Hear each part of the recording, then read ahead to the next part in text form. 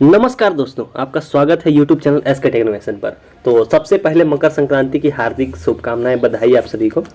अब बात करते हैं वीडियो की तरफ। तो आप देख पा रहे हो कि अब धड़ाधड़ response pending by PFMS particular मैंने यही लिखा हुआ है कि इनके फॉर्म वेरीफाई और रिजेक्ट होंगे, भी तेज से होंगे। मैं यहाँ पे बता दे रहा हूँ आपको क्लियरली, ऐसा क्यों बोल रहा हूँ प्रूफ के साथ आपको बताऊंगा। एक न्यूज़ अपडेट है वो शेयर करूंगा, उसके बाद आपको स्टेटस वाइज चीज़ें दिखाऊंगा और समझाऊंगा। सारी चीज़ें कवर होंगी वीडियो के अंदर, तो वीडियो को पूरा एंड तक देखना। और जो पहली बार चैनल पे वीडियो देख रहे हैं वो लोग सब्सक्राइब कर लें, और जो पहले से सब्सक्राइबर हैं उनको पता है क्या करना है, उनको वीडियो को सिंपल लाइक कर देना है और कुछ नहीं करना। चलिए चलते हैं अपडेट की तरफ। बेसिकली ये अपडेट देखिए निकल कर आ रही है लाइव हिंदुस्तान यानी हिंदुस्तान की तरफ से। बेसिकली आप लोगों को जानने की जरूरत है, ये मैंने इसी के बेसिस पे लिखा है कि रिस्पांस पेंडिंग बाय PFMS। पहले ये चीज़ जान लेते हैं कि ये है क्या है। ये रिस्पांस पेंडिंग बाय PFMS आप लोग जानते हो कि इसकी बात हो रही है, जो 4th नंबर पॉइंट है। आप में से 80% लोगों का, जैसा कि मैंने आप लोगों को कल भी बताया था, कि यहीं पे पेंडिंग पड़ा हुआ है। ये चीज़ आप लोग ऑलरेडी जानते हो मेरे वीडियोस के थ्रू, अगर फॉलो करते हो। मैंने आपको एक चीज़ स्टार्टिंग से बता रखी थी कि इसका जो वेरिफिकेशन है, ये देखिए मैंने आपको यही समझाया था 13 नंबर पॉइंट से। PFMS सॉफ्टवेयर से जो वेरिफिकेशन होना है वो 3 से लेकर 18 जनवरी के बीच में होना है। PFMS वेरिफिकेशन का सिंपल सा मतलब है कि पब्लिक फाइनेंशियल मैनेजमेंट सिस्टम, यानी कि वो बैंकिंग से रिलेटेड चीज़ें आपकी उसी में कवर हो जाएंगी। ये 3 से लेकर 18 के बीच में होना है। तो इसके ऊपर आप लोगों को लग रहा होगा और स्लो हो रहा है, क्योंकि आपका अभी वेरीफाई नहीं कर रहे हैं उतना फास्ट से। तो आप लोगों के लिए खुशखबरी में लेकर आ गया हूँ। देखिए हिंदुस्तान की एक खबर है, इसको पढ़ते हैं और आपको समझ में आ जाएगा कि ये है क्या पूरा मैटर। SFI ने समाज कल्याण ऑफिस को घेरा। ये देखिए कहाँ की है, सुल्तानपुर उत्तर प्रदेश, ये यहाँ की खबर है।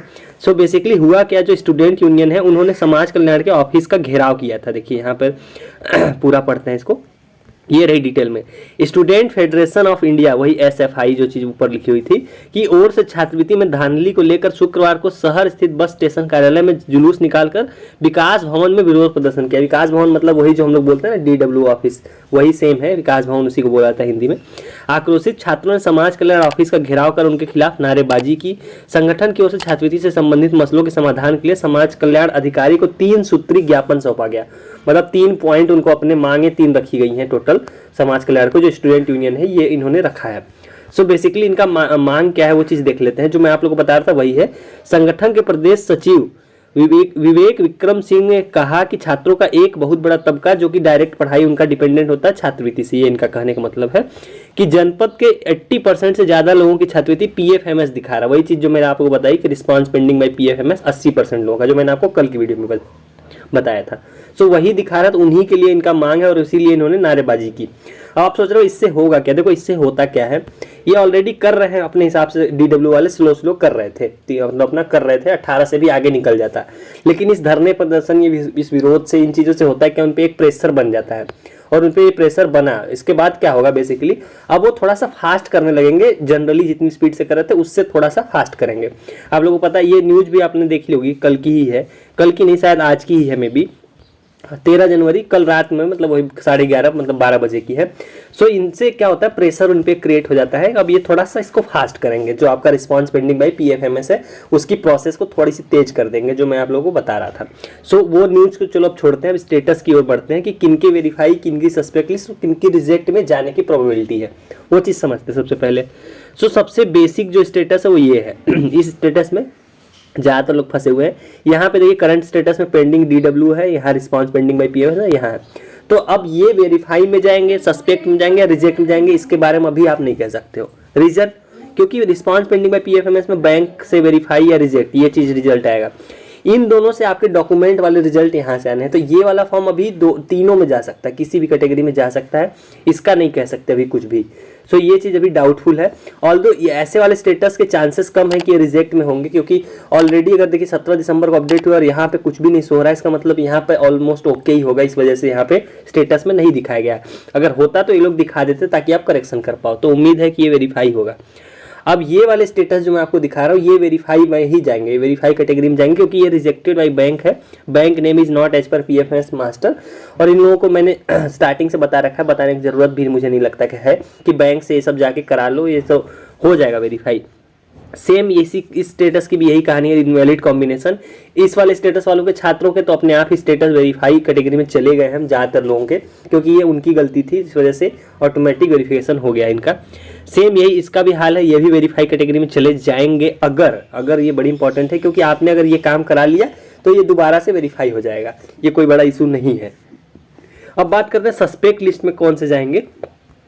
सो जो यूपी बोर्ड, आईसीएसई बोर्ड, जो इस तरह के स्टेटस जिनके भी हैं, ये समझ लो कि ऑलरेडी सस्पेक्ट लिस्ट में जा चुके हैं। इसका मतलब ये है, समझो, मतलब उनकी तरफ से ये ऑलरेडी सस्पेक्ट लिस्ट में ही है। सस्पेक्ट लिस्ट जारी की गई हो या ना की गई हो, पर ये ऑलरेडी सस्पेक्ट लिस्ट में ही है। सो सस्पेक्ट लिस्ट का मतलब नहीं होता कि आपका फॉर्म ये रिजेक्ट हो जाएगा। सस्पेक्ट लिस्ट का मतलब होता है उनको डाउट होता है, कुछ टाइम बाद ये क्लियर भी हो जाएगा। अगर आपने अपने लेवल पे वेरीफाई किया सब सही है तो हो सकता है कि वो खुद से वेरीफाई कर दे या फिर आपको कराना पड़ेगा। सो दोनों केसेस है। सेम इस स्टेटस के साथ भी यही है कि लास्ट ईयर वेरीफाइड डेटा, तो ये भी सस्पेक्ट लिस्ट वाला ही स्टेटस है, क्योंकि यहाँ पे स्टेटस में दिखा रहा है ऐसा कि उनको लग रहा है कि सस्पेक्ट है, मार्क्स वार्क्स गलत भर दिए या कुछ भी। तो ऐसे लोगों को क्या करना मैंने कल शाम वाली वीडियो में बता दिया, तो उस बारे में बात नहीं करेंगे, आप उसको देख लेना, समझ लोगे। सेम इसमें भी देखो, ये भी suspect account number, caste certificate, तो इसका भी सस्पेक्ट लिस्ट में जाना तय है, ऑलरेडी चला ही गया है। ये समझ लो आप कि जिनका भी स्टेटस में इस तरह से कुछ लिखा है ऑलरेडी सस्पेक्ट लिस्ट में है, क्योंकि बाकी लोगों का नहीं लिखा है। अब यहाँ पे भी देखिए मार्क्स मिसमैच लिखा हुआ है, तो इनका भी सेम कैटेगरी में है, सस्पेक्ट लिस्ट वाली कैटेगरी में है ये भी। अब ये चीज़ तो मैंने आप लोगों को समझा दी कि 18 जनवरी तक पीएफएमएस वेरिफिकेशन होना है। अब आप लोगों के दिमाग में आ रहा होगा कि सस्पेक्ट लिस्ट भी कवर हो गया, वेरीफाई भी हो गया, तो रिजेक्ट वाले कौन से हैं, रिजेक्ट किसका होगा वो सुन लो पहले। देखो, रिजेक्ट इन्हीं में से किसी का मतलब होना होगा जिसका उसका होगा।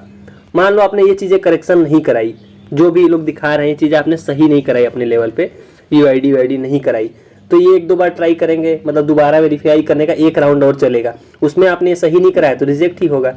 मतलब रिजेक्ट का अभी आप इन स्टेटस को देख के बिल्कुल कंफर्म नहीं बता सकते हो, लेकिन कुछ क्राइटेरिया है जिनसे पक्का फॉर्म रिजेक्ट हो जाएगा। एक तो उसमें से ये है कि अटेंडेंस जो है 75% वाली क्राइटेरिया, दूसरा आपका जो मार्क्स है उसका क्राइटेरिया 60% 50% वाला। ये 2 क्राइटेरिया अगर आप फुलफिल नहीं कर रहे हो तो रिजेक्ट तो ऑटोमेटिक हो जाओगे, आज नहीं तो कल वो कर देंगे, उसको बाद में भी कर सकते हैं। बाकी ये वाले भी रिजेक्ट हो सकते हैं फॉर्म, जिनके लास्ट ईयर या फिर और भी कुछ भी, जैसे ये हो गया सस्पेक्ट अकाउंट नंबर, तो ये सब भी रिजेक्ट में जा सकते हैं। अगर गलत है, कुछ करेक्शन नहीं किया तो रिजेक्ट में जाएंगे, अदरवाइज नहीं जाएंगे ये लोग। तो उम्मीद करता हूँ आपके सारे डाउट्स क्लियर होंगे कि क्यों मैंने बोला, सारी चीज़ें आपको उम्मीद करता हूँ मैं अच्छे से समझाता हूँ, समझ में तो आई गई हूँ ऑलरेडी। उसके अलावा अगर नहीं समझ में कुछ डाउट हो तो आपके पास 3 ऑप्शन है मेरे से कॉन्टैक्ट करने की, जो मैं हर वीडियो में बताता हूँ। आपको तीनों की लिंक डिस्क्रिप्शन बॉक्स में मिल जाएगी। इंस्टाग्राम पे आप मेरे से डायरेक्ट कनेक्ट कर सकते हो, आप अपना स्टेटस भेज सकते हो, मेरे से डायरेक्ट कंसल्ट कर सकते हो। दूसरा ऑप्शन है टेलीग्राम चैनल या टेलीग्राम ग्रुप जो मैंने बना रखा है उसके थ्रू। तीसरा ऑप्शन है ट्विटर के थ्रू। तो आप जिस ऑप्शन से भी आओगे मेरे पास, मैं आपसे जरूर कनेक्ट होऊंगा और आपके क्वेरीज को सॉल्व करूंगा। तो आपकी इच्छा जहाँ भी आप कनेक्ट होना चाहो कर लो। सो चलिए गाइस, इस वाली वीडियो में इतना ही। उम्मीद करता हूँ वीडियो हमेशा की तरह इन्फॉर्मेटिव लगी हो। जाने से पहले वीडियो को लाइक करके जाना।